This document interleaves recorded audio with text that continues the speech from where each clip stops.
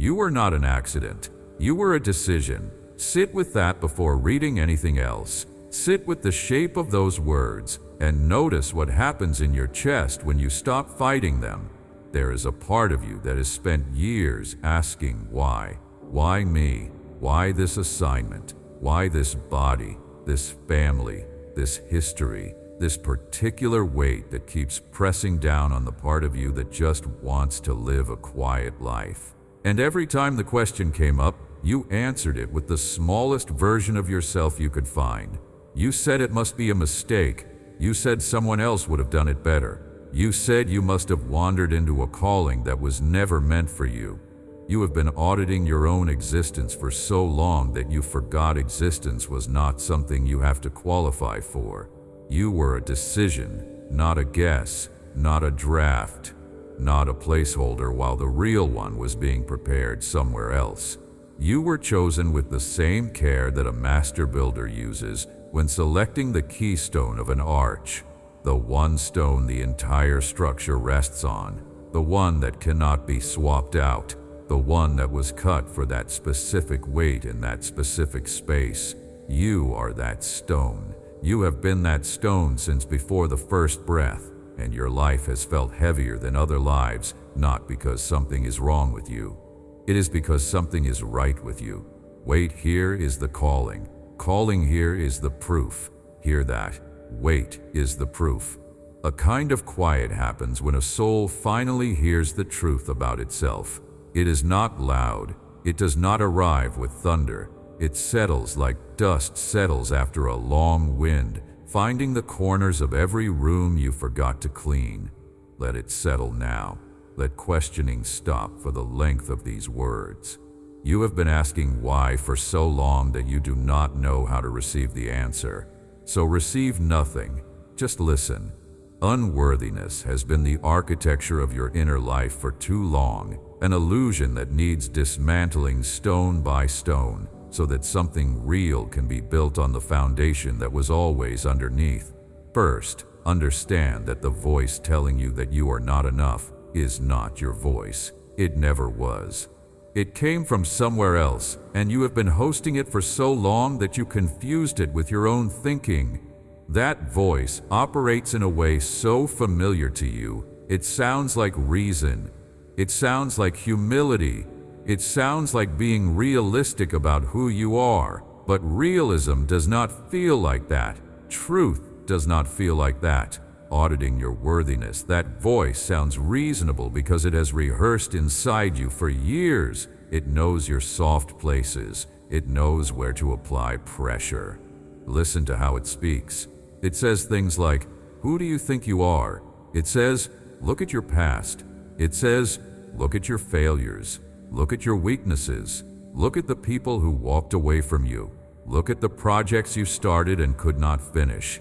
Look at the years you wasted. Look at the version of yourself you used to be." That voice has built a courtroom inside your chest, and it has been holding trials there for as long as you can remember. You are the defendant.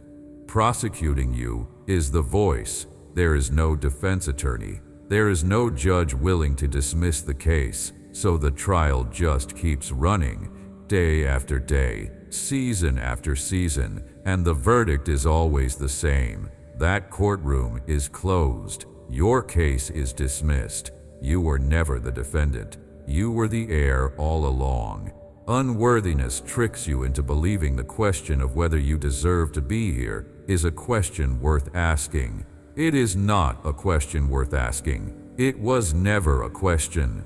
You did not earn the right to exist, and you cannot lose it. You did not qualify for the calling on your life by being good enough, and you cannot disqualify yourself by being bad enough. This whole framework is wrong. You have been answering a question that was designed to keep you stuck. No answer gets you out, because the question itself is the trap. Imposter syndrome is the modern name for an ancient lie. That lie says that you are pretending to be someone you are not. It says that someday, someone will figure out you do not belong here. It says that your seat at the table is provisional, that your gift is borrowed, that your voice is a performance. Every soul that has ever been called to do something meaningful has been hunted by this lie. Moses was hunted by it. Esther was hunted by it. A shepherd boy who would be king was hunted by it. Fishermen who would build a movement were hunted by it. This lie is not new, telling you that you are an imposter. The voice is reading from a script that has been read to every chosen vessel in every generation. You are not crazy for hearing it. You are simply alive, and the lie hunts the living. But here is what we don't understand. Lies hunt the called. They don't waste energy on souls who are doing nothing. They save their strongest performance for the souls who are getting close to the assignment. Intensity of the imposter voice in you is not evidence that you are not chosen. It is evidence that you are. That voice would not be working this hard to convince you that you do not belong if you did not belong. Push back on the framing. Ask yourself what kind of soul gets hunted by lies of this magnitude. Then notice that the answer is the kind of soul who is about to do something the darkness does not want done. Most people will use their past mistakes as a disqualifier. They will say, I cannot be the one who carries this message because I have done these things. I have failed in these ways. I have hurt these people. I have collapsed in these seasons. I have not been who I should have been. And the voice will agree with them. It will say, yes, exactly. Now sit down. Now be quiet. Now let someone else do it. That voice is very good at agreeing with the worst parts of your self-assessment because that is how it keeps you small. But your past was not given to you as a disqualifier. Your past was given to you as raw material. Every mistake you made is now data. Every season you collapsed in is now a map of where collapse happens for the people you are about to help. Every wound is now a window. Every place you fell is a place you can now stand and say to someone else, I know this ground. I have been here. I know how to walk you through it. Disqualification framing is a misuse of your history. A right framework holds that your history is the very thing that qualifies you to do what you are about to do. Nothing was wasted. Nothing. Searching for a logical reason behind your calling is also a trap. You will not find one. No reason in human terms explains why you specifically should be the one chosen for this. Other people are more qualified. Other people are more articulate. Other people are more credentialed. Other people have cleaner histories and warmer personalities and better positioned lives. None of that matters. Selection does not work the way human merit works. Selection happens in a space that does not care about resumes. You were not chosen because you were the most logical option. You were chosen because you were the right one.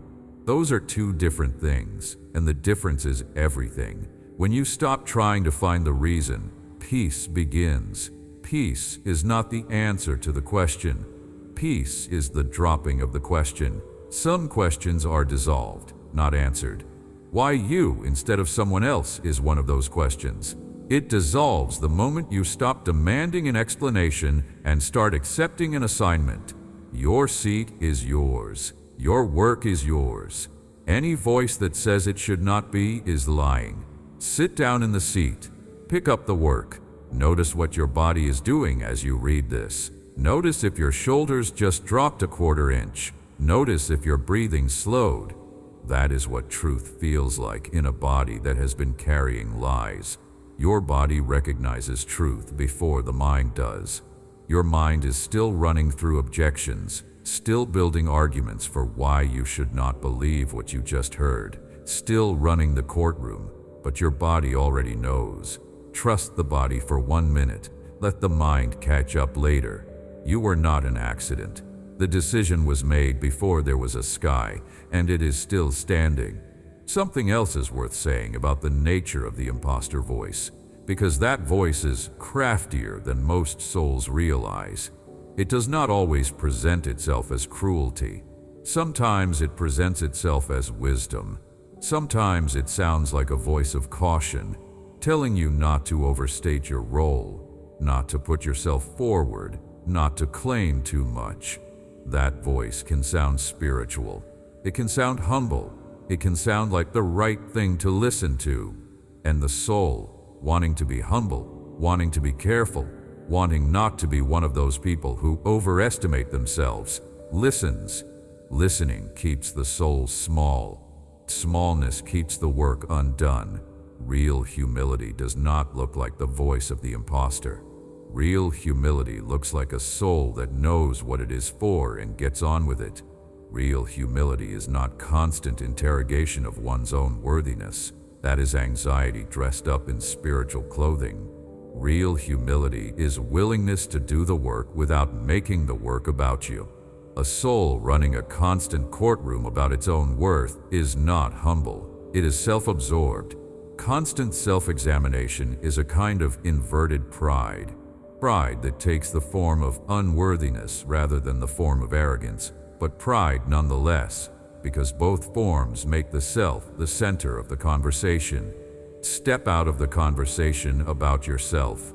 Get on with the work. Your work is not about you. Your work is about what you were given to carry. Here is what most people miss about the inner voice that audits worthiness. It does not actually want answers. If it wanted answers, what you have given over the years would have been enough. You have answered the worthiness question thousands of times. You have made cases for yourself. You have made cases against yourself. You have weighed evidence. You have presented testimony. None of it has stopped the trial, because that voice is not running a trial that wants to reach a verdict. It is running a trial designed never to end. Trial itself is the point. That voice does not want to free you. It wants to keep you in the courtroom. Recognizing this changes everything. You stop trying to win the case. You stop trying to make the better argument. You walk out of the courtroom because that trial was never going to end on its own merits. It was designed to keep running. Walking out is the only exit.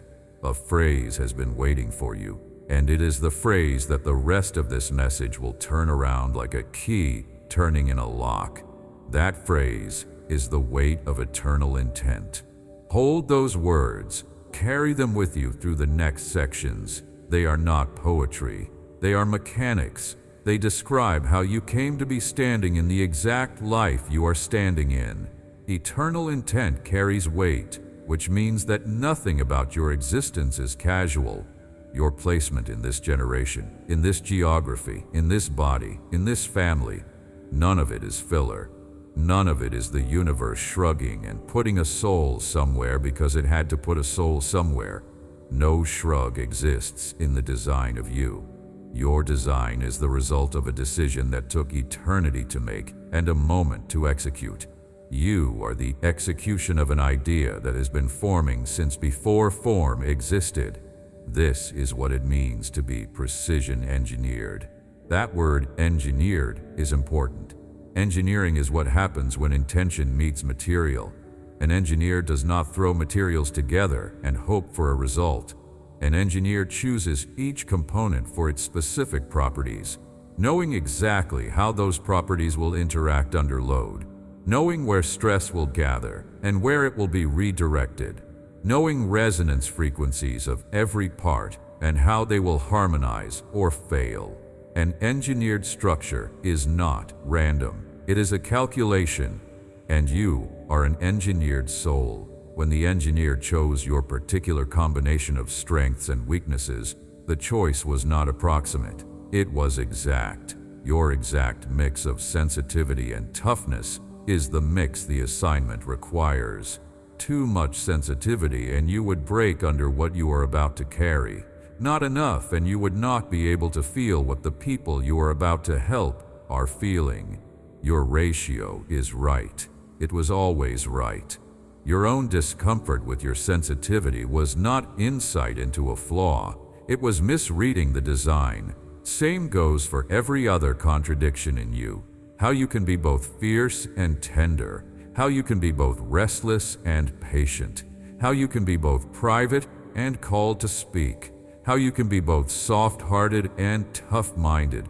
How you carry contradictions that other people would find exhausting. Those contradictions are not mistakes. They are cross-bracing that keeps the structure standing under pressure. A building that is rigid in one direction is fragile in every other direction. A soul with too few contradictions cannot hold complexity. You were built to hold complexity. Contradictions you have apologized for your whole life are the load-bearing elements. Now hear what eternal intent means. Eternal means before time began and after time ends. Intent means deliberate aim, a target, a chosen outcome. Eternal intent rests on your life with weight, which means that the aim of your existence was set before the structure of time had been laid down, and the aim will hold long after time as you know it has been folded up. Inside that aim, you are not optional. You are not interchangeable. Another soul cannot fulfill the assignment that has your name on it. No substitute exists. No plan B exists. Your whole architecture of life is configured for one thing, and only you can do that one thing. This is harder to receive than it should be. Most souls have been taught to think of themselves as small parts of a large machine, replaceable components that the universe could swap out without anyone noticing. That is not how the design works.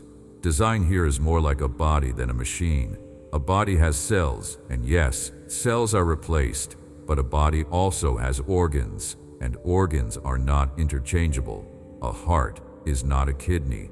A liver is not a lung. Each organ has a placement, a function, a specific anatomy that no other organ can fulfill. You are an organ in something larger. You are not a cell. You have a placement that no one else can fill. When the question comes back, and it will come back, because that voice does not give up easily. When why you returns, the answer is not because you earned this. Answer is not because you are the best. Answer is because your placement in this story is not random. Eternal intent has weight. Weight is on you. You are not collapsing under it. You are being shaped by it. Pressure you have been feeling for so long was never the pressure of failure. It was the pressure of formation. There is something I want to come back to with you a little later in this message. A kind of architecture inside the wounds you have been carrying. But before getting there, sit with eternal intent and its weight for a moment longer. Feel how it changes the question. Your old question used to be, am I worthy of this assignment? A new question rises. What is this assignment going to require of me? Old question was about your standing. New question is about your motion. Worthy souls do not stand around debating their worthiness. They get up and move toward the work. Selection happens outside the boundaries of human merit and social validation. This is one of the hardest truths to accept, because the world has trained you to look for permission slips. It has trained you to need someone in authority to say, yes, you can do this. It has trained you to wait for invitations from people with credentials. It has trained you to suspect your own gift until someone external confirms it. None of that is how selection works. Your selection happened before you had the capacity to ask permission. Your selection is older than the systems that would judge it. By the time credentialing institutions of this world get a chance to weigh in on you, your assignment has already been written. Their approval is not necessary. Their disapproval is not disqualifying. This does not mean you should be reckless. This does not mean you should ignore wisdom or counsel. Wisdom and counsel are different from validation. Wisdom asks how to do the work well. Validation asks whether you should do the work at all. You do not need validation. The validation has already been given in a court that closed long before you got here. You only need wisdom to do well what was always yours to do. So stop auditing your life. Stop counting the qualifications you do not have. Stop comparing yourself to the souls whose assignments are different from yours. Stop measuring your right to be here against people who were never measured for the same role. You are not in their lane. They are not in your lane. These lanes are not in competition. These lanes are not even close to each other in many cases. An illusion that everyone in your generation is running the same race is one of the cruelest distortions of this age. There is no single race. There are millions of distinct assignments, each with its own track, its own pace, its own finish line. You have been comparing your distance to runners who are not even in your event. Acceptance is the doorway. Acceptance is not resignation. Acceptance is an active choice to stop arguing with the design. When you accept the assignment, energy that has been spent on the argument becomes available for the work. Most souls discover that they had 3 or 4 times more strength than they thought they had. Missing strength was being burned in the courtroom, in the arguing, in the auditing. Close the courtroom, and that strength comes home.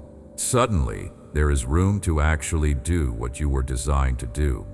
Right now, somewhere, a soul is reading this with the dawning sense that years of feeling like an imposter were never the verdict on who they are.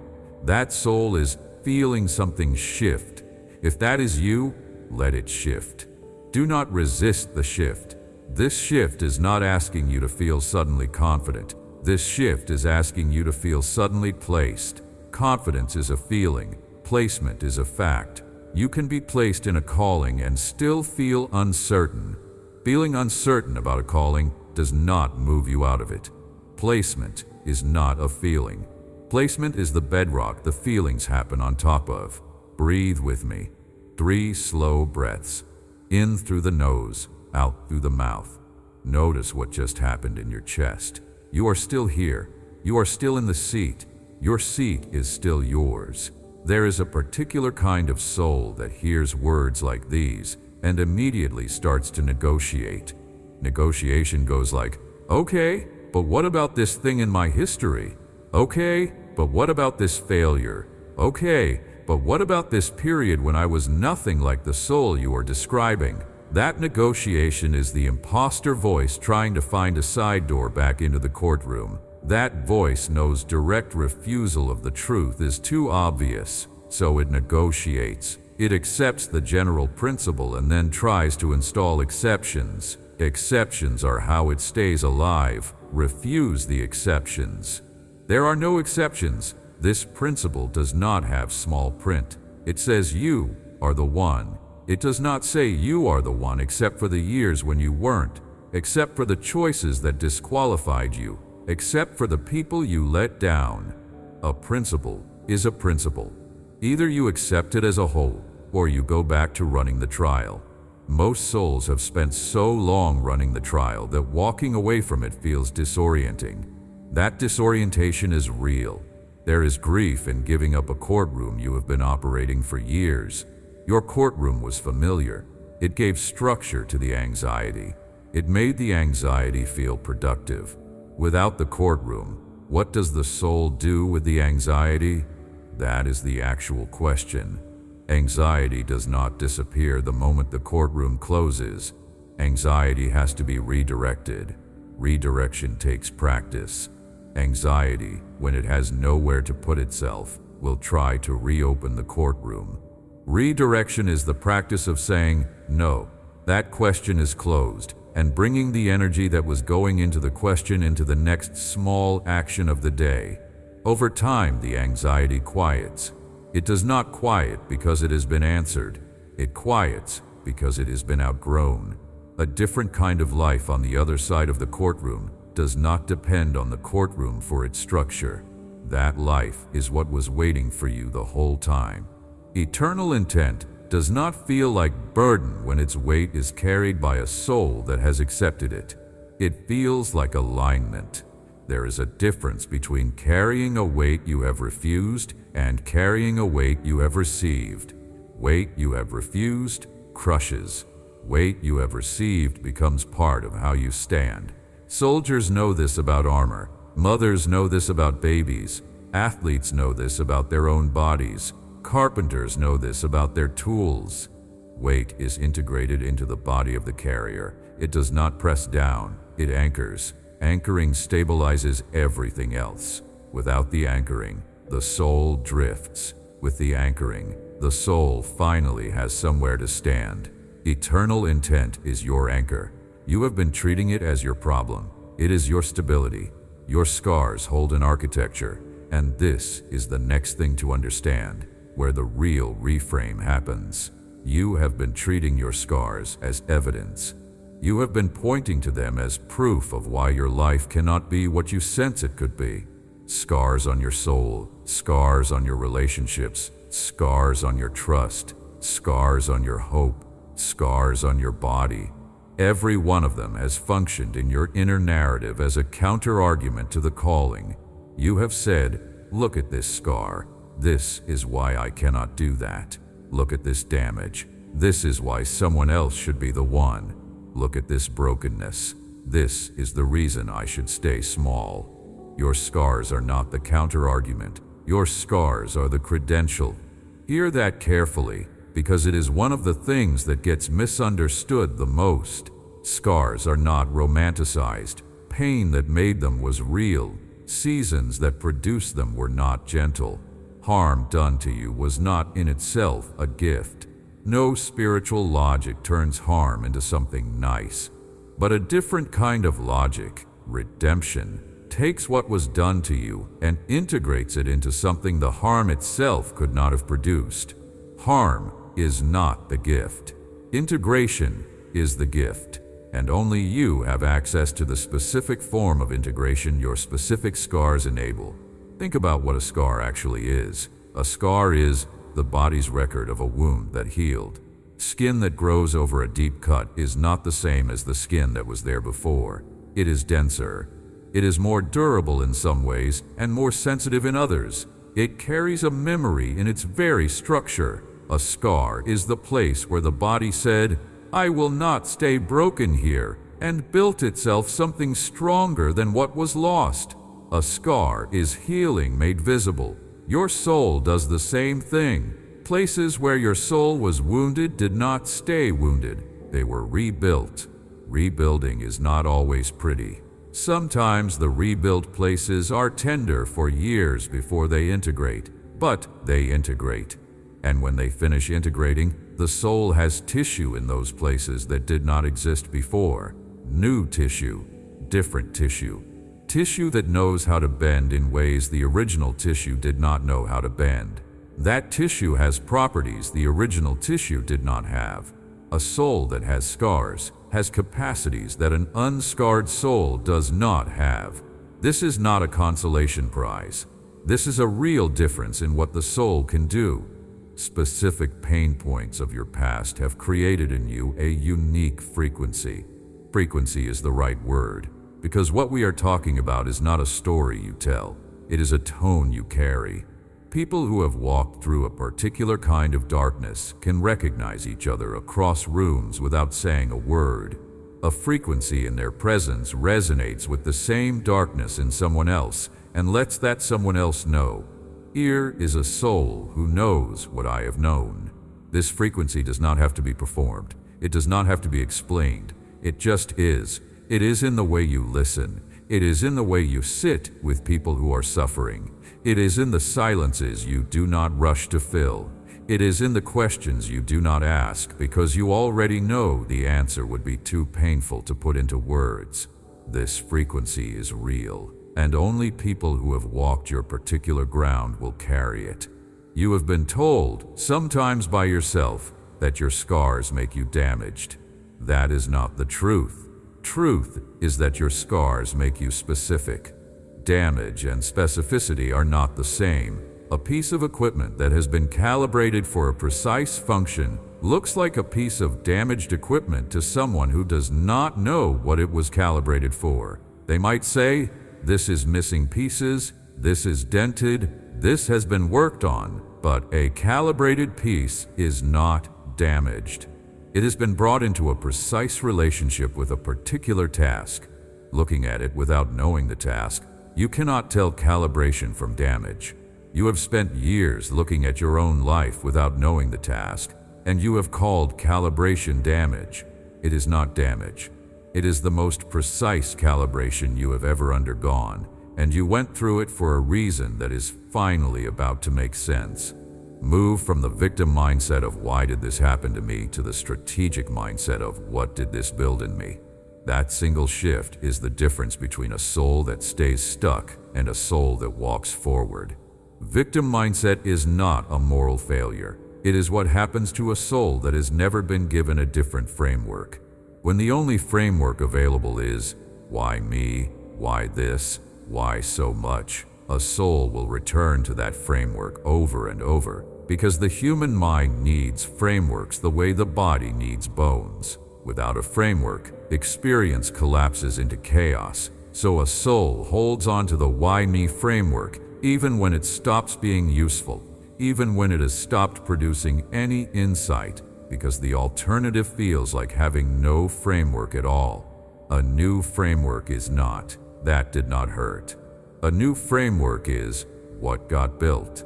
This new framework does not deny the pain. It asks the pain a different question. Old question was, why did you happen to me? New question is, what did you build in me that nothing else could have built? You will be surprised by the answers. Answers are quiet at first. They come slowly, sometimes years later. They look like, you built in me a tolerance for ambiguity that most people do not have. They look like, you built in me an ear for the truth underneath what people are saying. They look like, you built in me a willingness to sit with hard things without flinching. They look like, you built in me an authority to speak about pain that I could not have had any other way.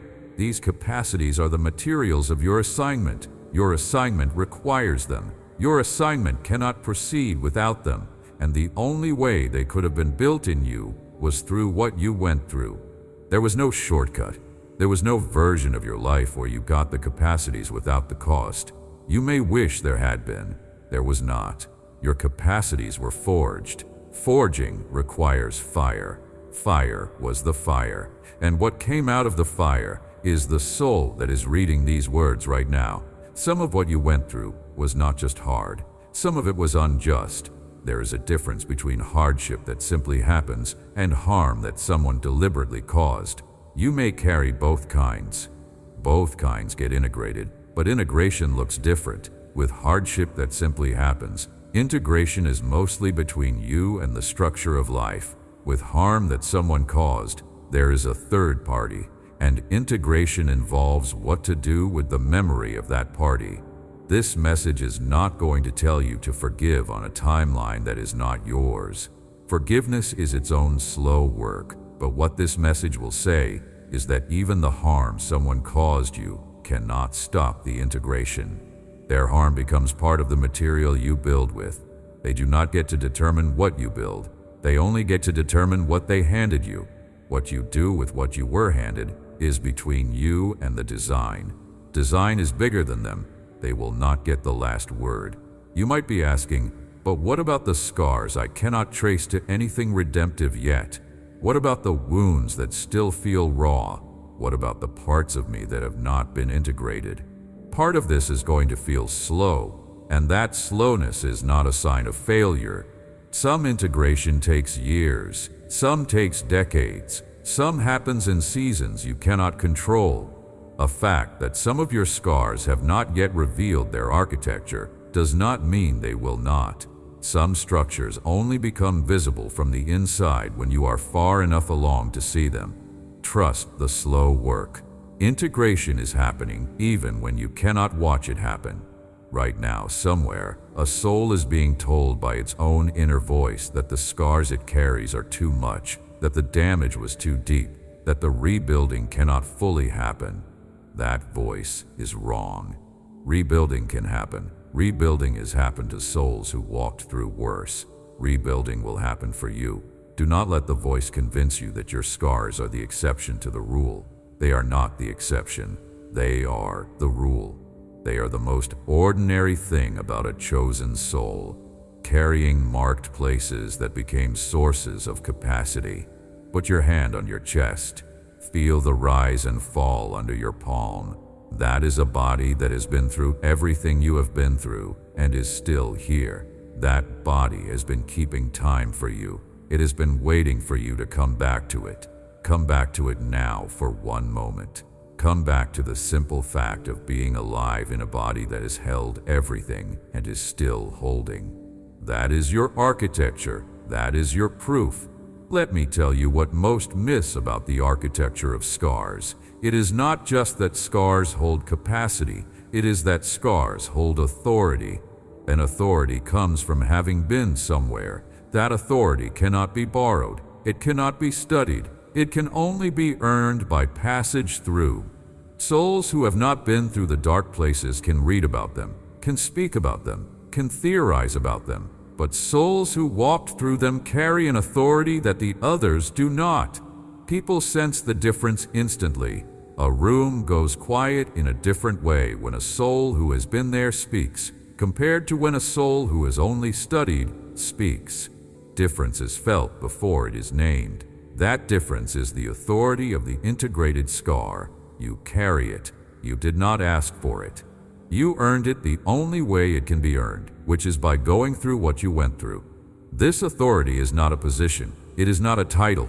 It is not something you announce. It is something that operates from underneath what you say, regardless of what you say.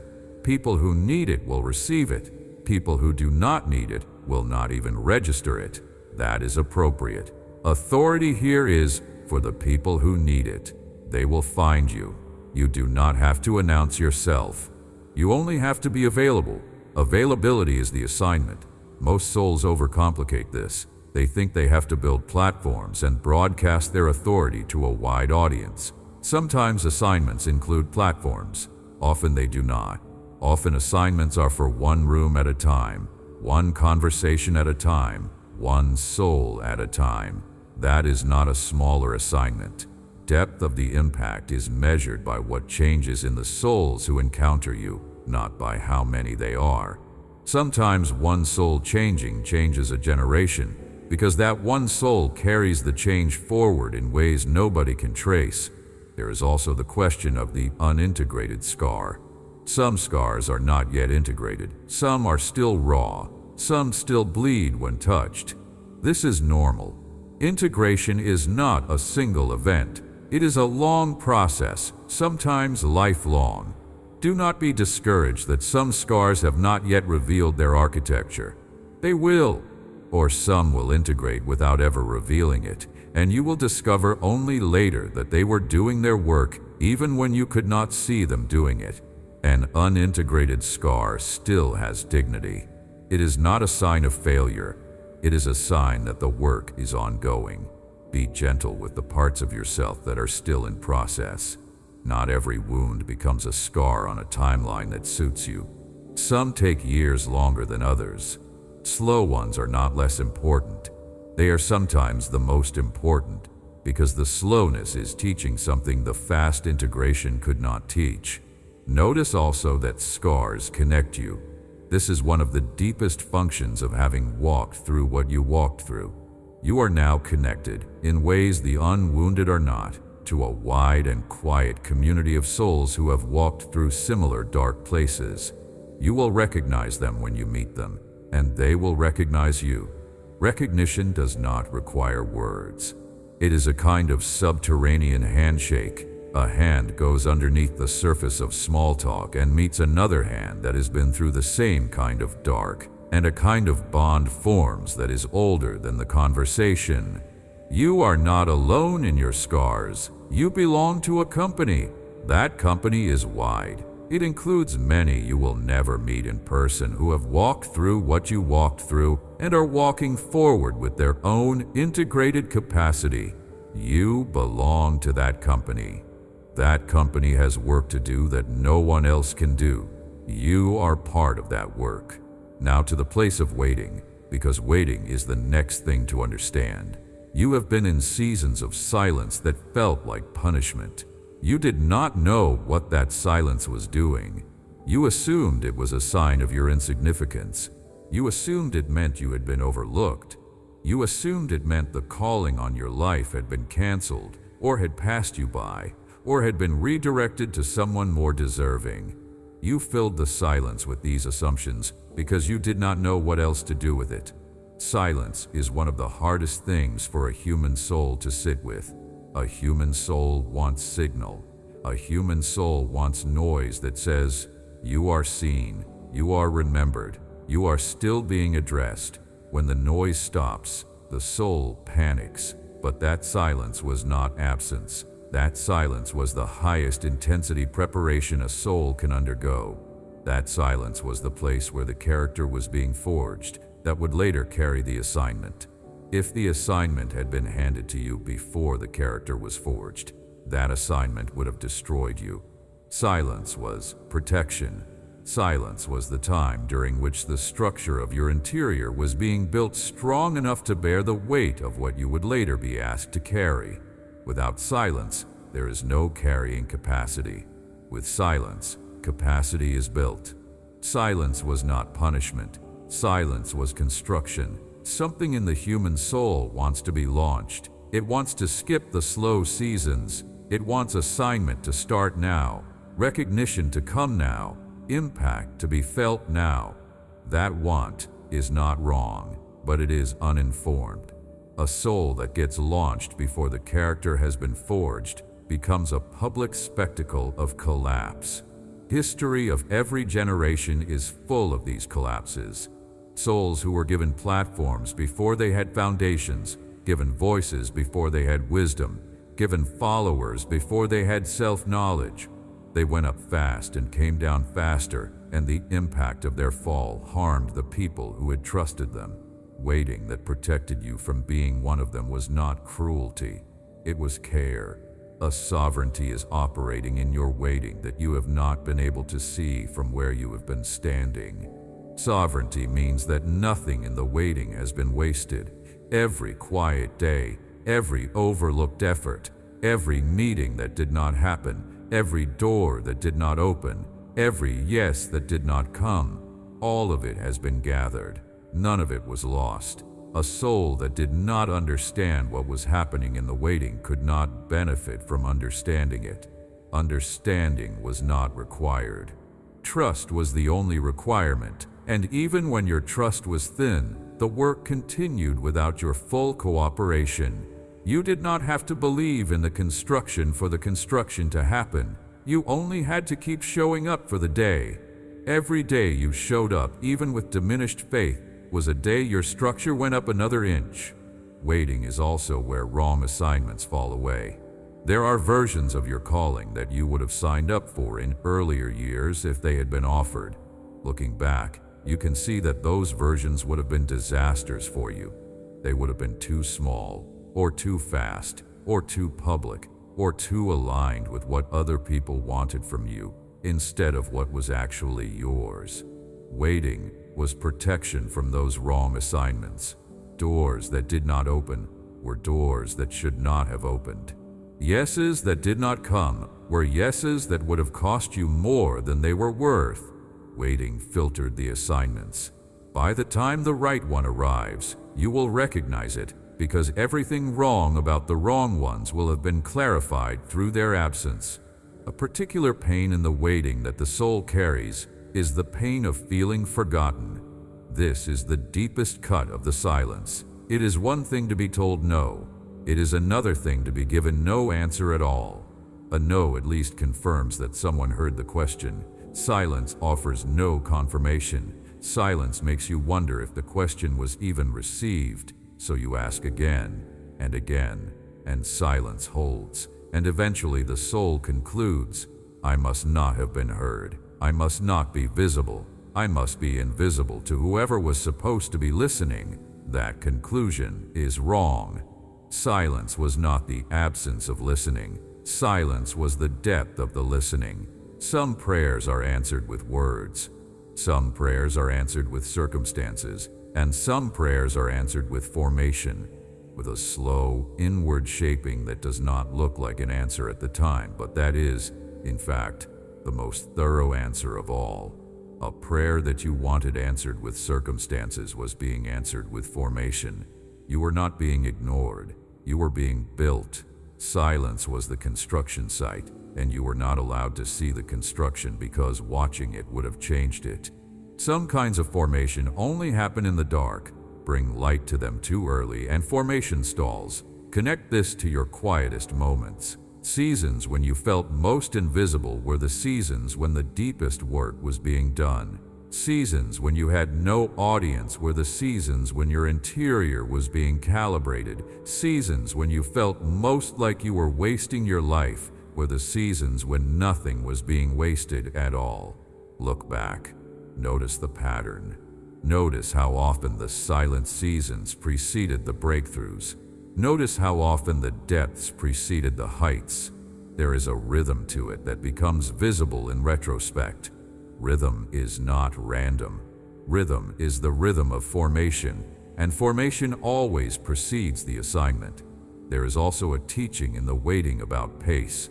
A soul that comes out of long waiting has learned a different pace than a soul that comes out of short waiting. A soul with the long pace can sustain.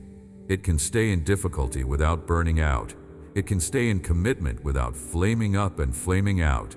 It can stay in service without resentment. Pace was the gift. Pace cannot be downloaded. Pace can only be learned by being in the waiting long enough to develop it. You have the pace now. You may not feel it as a gift. You may feel it as an exhaustion with how slow things have been. But slowness is the training. Training is teaching your soul a different relationship with time. A soul that has that relationship can carry assignments that would burn out a soul without it. Stop here a second. Don't read the next sentence yet. Just notice that the waiting you have been resenting was actually doing something. Sit with that. Now take in this. A connection between the quietest moments and the loud impact you are now positioned to make is direct and intentional. Two are linked. Capacity for impact was built in the absence of impact. Volume you are now able to carry was forged in the silence. If you had been launched louder earlier, you would have had less to say and more pressure to say it. Now you have something to say. Now the pressure to say it is appropriate because there is something behind it. Waiting did not delay you. Waiting prepared what you would deliver. Without waiting, delivery would have been thin. With waiting, delivery has weight. A soul listening right now, whose waiting has been so long has lost the imagination of what it would feel like for the waiting to end. That soul has settled into the waiting as though waiting were the whole life. It is not the whole life. Waiting was the foyer. A house has many rooms, and the foyer was the smallest of them. A soul that has been standing in the foyer for years is about to walk into the first of the rooms it was always meant to live in. Doors are unlocking. Keys are being placed in your hand, even now. You can stop pretending that you do not know it. Some part of you has been sensing the shift for some time. How certain old fears have started to feel quieter. How certain old desires have started to feel clearer.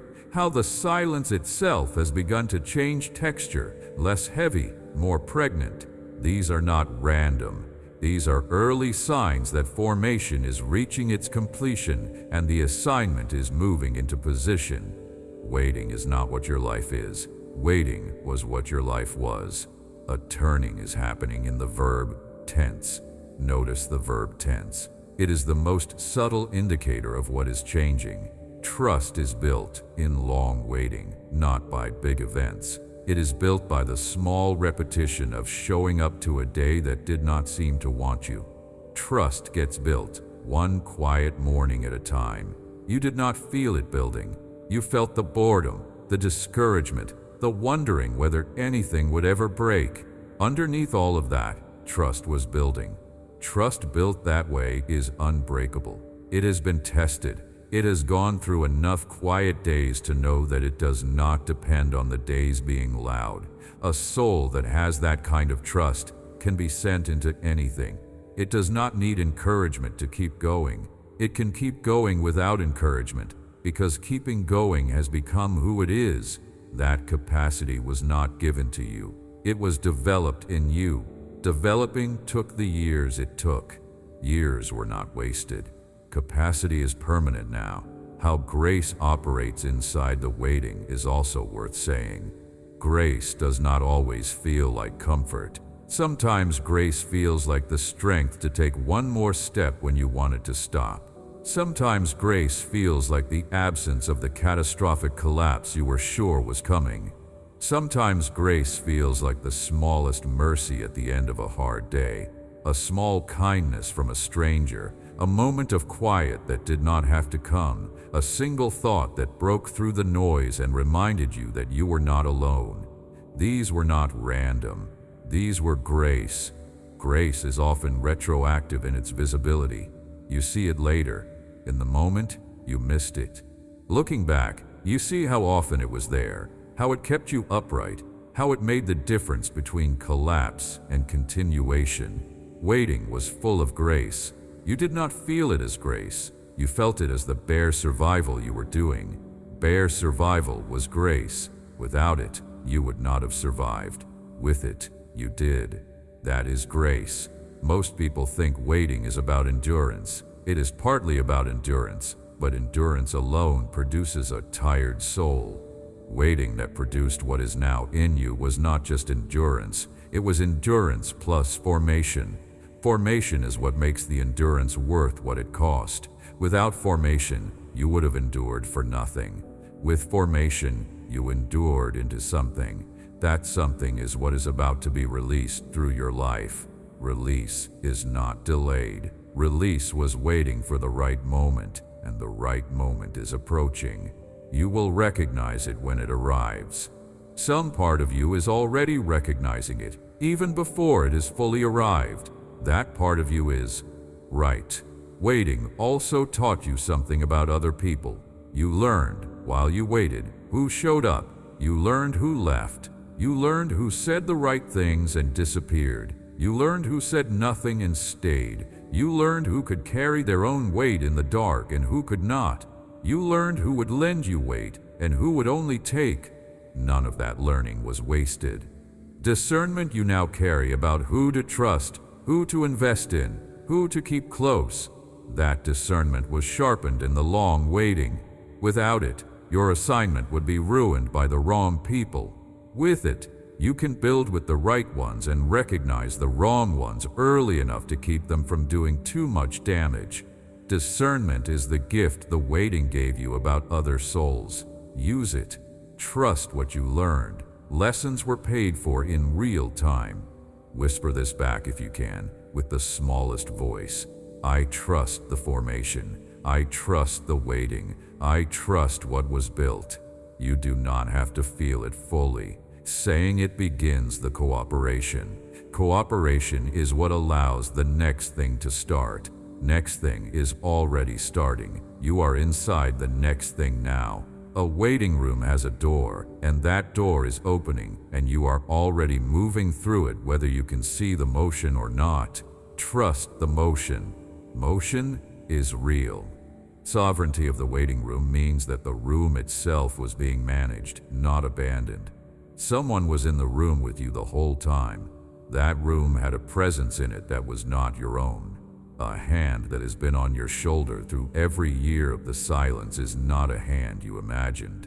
A presence that has felt closest in the times you felt most invisible is not a feeling you manufactured. Companionship of the long wait was real. It was just quiet, the way deep companionship is quiet. Loud companionship of the world is shallow. Deep companionship is silent. You have been kept company by the deepest companionship there is. You did not feel it constantly, because deep things are not felt constantly. They are felt at the depth. So now to the last thing, which is the moving forward, the doing of what was always yours to do. You are not stepping into a future that is uncertain. You are stepping into a future that has been prepared. There is a difference. An uncertain future asks you to invent it as you go. A prepared future asks you to enter into what has already been laid out. Most souls, when they think about their future, think about uncertainty. They think they have to figure it out, build it, will it into being, hustle it into existence. That is not how a prepared future works. A prepared future is already there. Your job is not to build it. Your job is to walk into it. Walking into it requires that you stop seeking permission from a world that did not choose you. A world will not choose you, because that world does not understand what you were chosen for. A world has its own metrics. Its metrics are credentials, popularity, financial leverage, social position. None of those metrics measure the thing you were chosen for. Asking the world for permission is like asking a ruler to measure temperature. An instrument cannot do that measurement. It is not designed to. So you will keep going to the world for permission, and that world will keep telling you that you have not measured up because the world cannot measure what you actually are. Stop asking. Asking is the leak in the bucket. Every time you ask the world whether you are allowed to be what you already are, energy leaks out of you. Plug the leak. Stop asking. Permission was given before you got here. Permission cannot be revoked by anyone whose authority does not rise to the level of the original choosing, and no human authority rises to that level.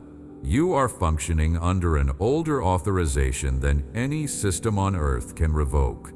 This does not mean you become arrogant. This does not mean you stop listening to feedback or humble yourself before genuine wisdom. Opposite, actually. A soul that knows it is authorized does not need to defend itself anymore, which means it can actually hear feedback without flinching. A soul that is still seeking permission has too much at stake in every conversation. Every comment becomes a verdict on its right to exist. An authorized soul is past that. It can absorb hard feedback without collapsing, because that feedback cannot reach the level of the authorization. It can be wrong about specific things and still be right about its placement. That is freedom. That is the freedom you have been moving toward your whole life. A transition you are now making moves you from being a seeker of answers to being a bearer of solutions. For a long time you were seeking. You were looking for the framework that would make sense of your life, the teacher who would tell you what to do, the door that would lead you out of the maze, the answer that would resolve the question you have been carrying. Seeking was right for that season. Seeking shaped you. But you are not in that season anymore. You are leaving the seeking. You are becoming someone who carries answers for other souls who are still seeking. You will recognize them when you meet them. You will see in their faces the question you used to be carrying. You will know how to answer because you have been carrying the answer for years without realizing it. An answer you carry is not theoretical. It is not a doctrine. It is not a system. It is a presence. People will be helped by being near you. They will not always be able to articulate what helped them. They will say, after some time with you, things like, "I do not know what it is, but something shifted." That something is your presence carrying the integrated weight of everything you have been through. Integration is what helps. A presence that carries the integration is what people will receive. You do not have to know exactly what to say. You have to know how to be there. Being there is the assignment. There is also work to be done with your hands and your voice and your time. Presence is not enough by itself. Presence opens the door. Work walks through it. Work will look different for every soul. For some it is teaching. For some it is healing. For some it is building. For some it is creating. For some it is parenting. For some it is leading. For some it is listening at scale to people the world has stopped listening to. Form of the work is not the same for everyone. Seriousness of the work is the same for everyone. Whatever the work is in your life, it is not optional. You did not come here to be vague. So take the assignment. Stop discussing it. Stop debating whether you are the right one. Debate is the procrastination. Debate is what that voice uses to keep you from starting. As long as you are debating, you are not doing. That voice prefers you debating. Step out of the debate. Step into the work. Work will reveal more about your fitness for it than any amount of pre-work analysis ever could. You will find out what you can do by doing it. You will find out what you can carry by carrying it. Information you are seeking is not available outside of the action. It is only available inside the action. Walk forward. That is the simplest version of the instruction. Walk forward into what was prepared. You do not have to know the next 10 steps. You have to know the next one. Your next step has been made obvious to you, even if you have been refusing to look at it. You know what it is. There is a thing you have been postponing. Take that step. Then ask for the one after, when the one after becomes visible. Path is lit one step at a time. It is a strange way to walk, but it is how a prepared future is entered. You walk by the light of the one step. Light grows as you take the step. Most souls fail to walk into their prepared future, not because they cannot see it, but because they refuse to take the step they can already see. That step is small. It is uncomfortable in a way that feels disproportionate to its size. It feels like it should not be that hard, but it is. Reason it is hard is because that step is the gate. Gate is small, but it is the gate. Once through it, the path opens. Before it, the path is closed. Hardness of the small step is the hardness of crossing into what was prepared. Cross it. There is fear at the gate. Acknowledge it. Fear is not a sign that the gate is wrong. Fear is a sign that the gate is significant. Insignificant doors do not produce fear. Doors that lead to your assignment produce fear because crossing them changes you. Change is the point. Fear is the price of admission. Pay it. Fear does not go away by being analyzed. Fear goes away by being walked through. On the other side of the gate, fear settles. It does not settle because you finally figured out how to be unafraid. It settles because you crossed, and crossing demonstrated something analysis could never demonstrate, which is that you could. Some souls have crossed many gates and forgotten how many. Look back. You have crossed before. You have done hard things. You have walked into rooms you were sure you could not handle, and you handled them. You have made decisions you were terrified to make, and you survived the decisions. You have begun things that seemed impossible, and those things began. Your track record is real. You have a track record of crossing gates. A voice that says, "You cannot cross this one," is forgetting your track record on purpose. Remind yourself of the track record, not to puff yourself up, to restore your accurate self-assessment. Accurate self-assessment is, you have crossed before, you can cross now. Something about fear is worth naming. Fear of doing something is almost always less than the fear of having done nothing. First fear is sharp and present. Second fear is dull and chronic. First fear hurts more in the moment. Second fear hurts more across a lifetime. Most souls trade dull, chronic pain of having done nothing for the sharp, present pain of doing something, and they discover that the trade was the best trade they ever made. Sharp pain passes. Dull pain compounds. Choose the sharp pain. Choose the doing. Withholding what you carry is not the safer option. It is the more expensive option. Most souls only realize this in retrospect, looking back at the years they did not act. Do not be the soul looking back with that regret. Step into it while there is still road in front of you. Notice that this call to action does not require you to know the whole plan. A plan is not yours to know. A plan unfolds. Your part is the next action. A whole plan would overwhelm you if you saw it all at once. You were never given access to the whole plan, and lack of access was a mercy. You only get access to the next thing. Next thing is enough. Trust the increments. Increments are how the design unfolds. Design does not unfold in one big revelation. It unfolds in thousands of small revelations, each one available only to the soul that took the previous one. Your presence is the answer to a problem that only you can solve. A configuration of pain in the world requires the configuration of you. Without you, that configuration will not be addressed in the same way. Other souls will address other configurations. They cannot address yours because they are not configured for yours. Arrogance is not in believing this. Arrogance is in believing the world has so many solutions that yours is dispensable. It does not. A world is desperate for the specific contribution you carry. Stop withholding it on the grounds of false modesty.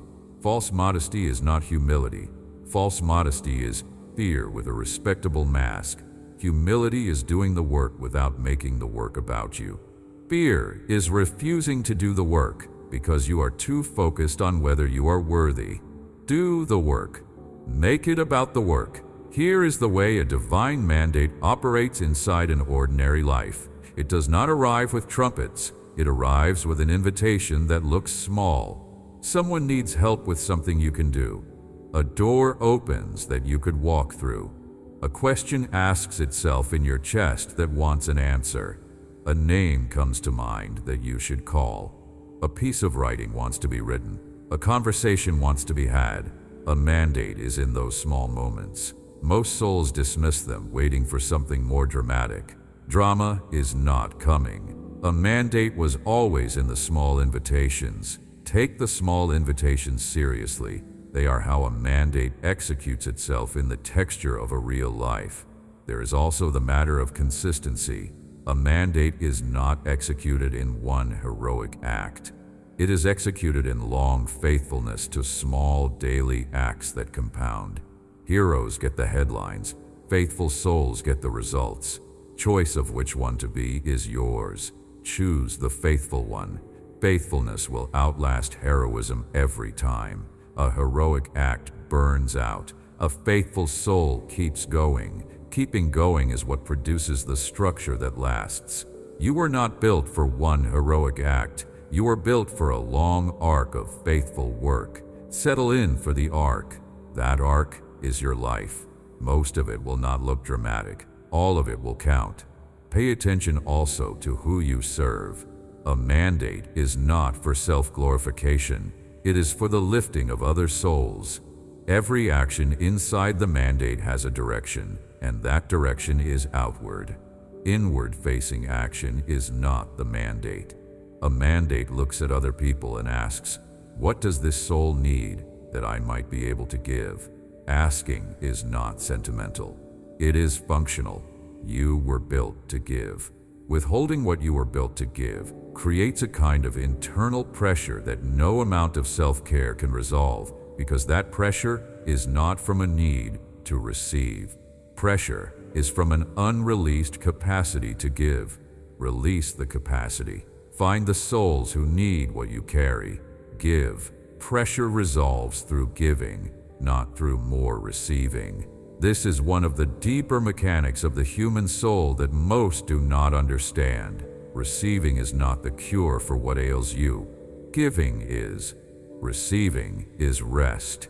Giving is healing. You were precision engineered for this. That phrase has been carried through this whole message because it is the truth. Precision engineering does not produce ornaments. It produces tools.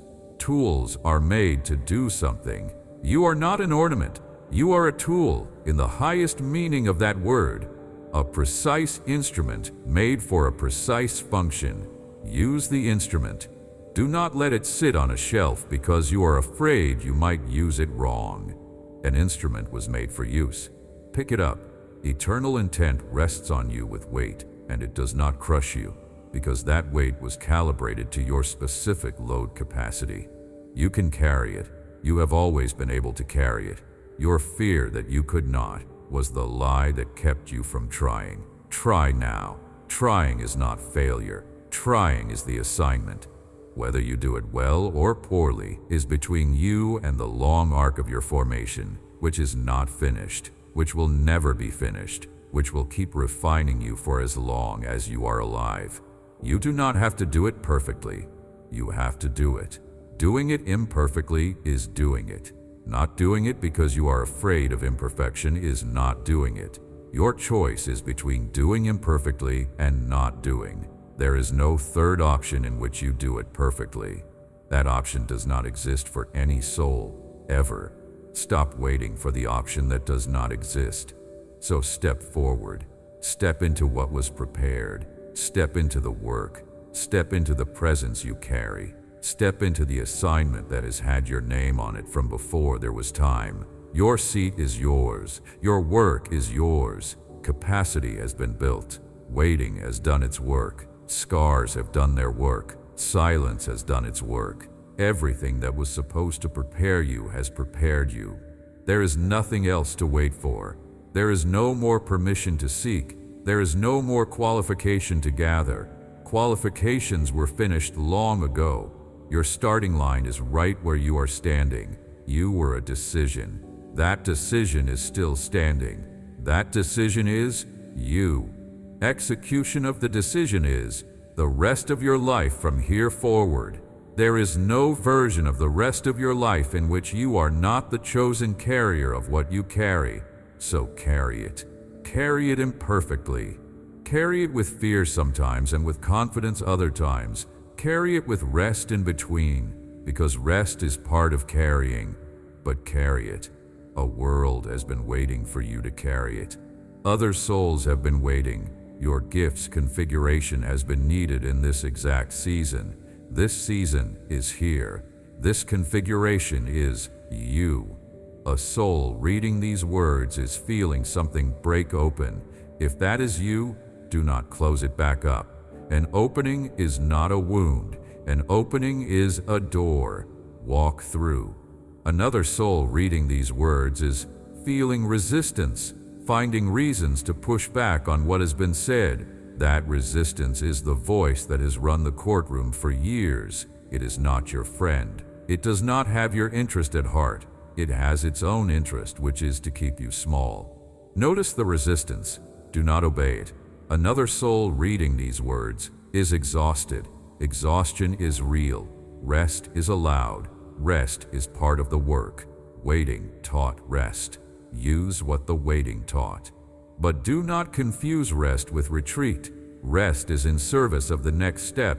Retreat is the abandonment of the next step. Take rest. Take it for as long as you need, then take the step. Your step is still waiting for you. It will not stop waiting. It is the most patient gate you will ever encounter. It will be there when you are ready. It is there now if you are ready now. You are not delayed. You are not late. You are not behind. You are exactly where the formation needed you to be in order to begin. Beginning has a place. That place is here. That place is now.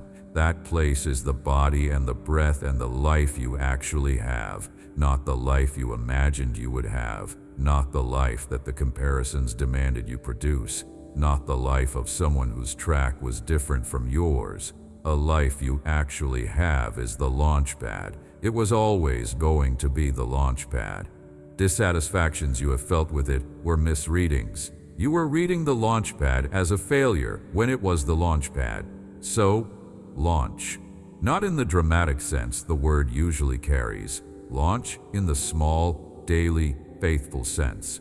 Launch into the next conversation. Launch into the next decision. Launch into the next act of service.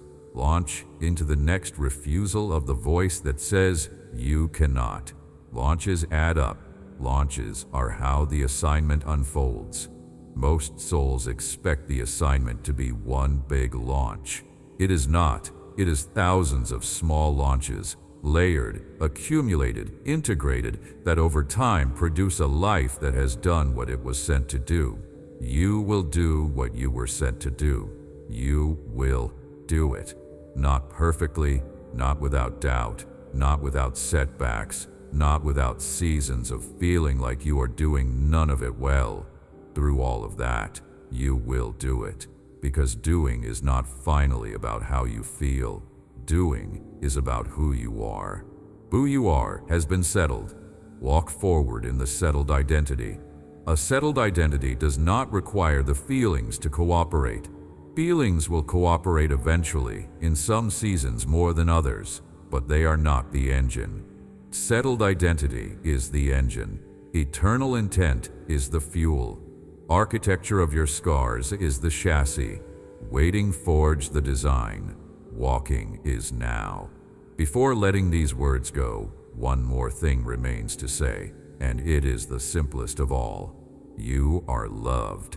Not because you have earned it, not because you have produced enough, not because your life is in order, or your courage is consistent, or your faith is strong. You are loved as a precondition. Love is older than your performance. Love is older than your worst day. Love is older than your best day.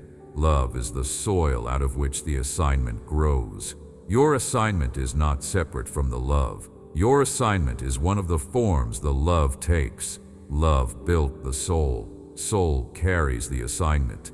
Assignment serves other souls. Other souls receive love through what you carry.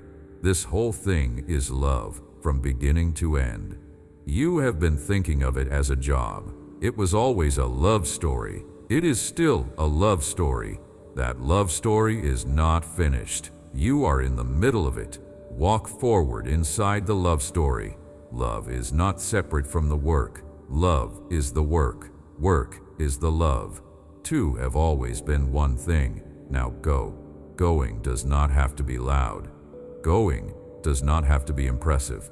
Going does not have to look like anything anyone else would recognize as significant. Going only has to be real. A real step is enough for one day. Next real step will be enough for the next day. String real steps together for the rest of your life, and the assignment will be done. That is how it always gets done. There is no other way. Souls who do the work do it this way. Souls who do not do the work are waiting for a different way that does not exist. Choose the way that exists. Take the step. You are not an accident. A whole of these words has been turning around that one idea, and that idea has not lost any of its force from being said many times. You were a decision. That decision is still standing. That decision is you. Placement is yours. Seat is yours. Work is yours. Capacity is built. Waiting is finished. Scars are integrated, or they are integrating, and integration will not stop. A mandate is in motion. Walking is the only response left. So walk. Walk imperfectly. Walk in fear if you have to. Walk with rest where rest is needed. Walk slowly if slow is what you can do. But walk. Walking is the assignment. Walking is the love. Walking is the proof. Everything else has been preparation. Preparation is over. What is here now is the rest of your life, and the rest of your life is yours to walk into. Amen. If these words found a place in you that has been quiet for too long, let them rest there a while before moving on. Give the message room. Give it time. And if there is someone in your life who has been carrying the same kind of weight, who has been silently asking the same questions about why they are here, think about whether to send this to them. Some words travel through people, not through algorithms. Subscribe if you want the next word to find you when it comes, because more is coming, and the channel only carries forward when those who hear it stay close. Leave something in the comments if any of this reached something real in you. I do read them. Walk in peace.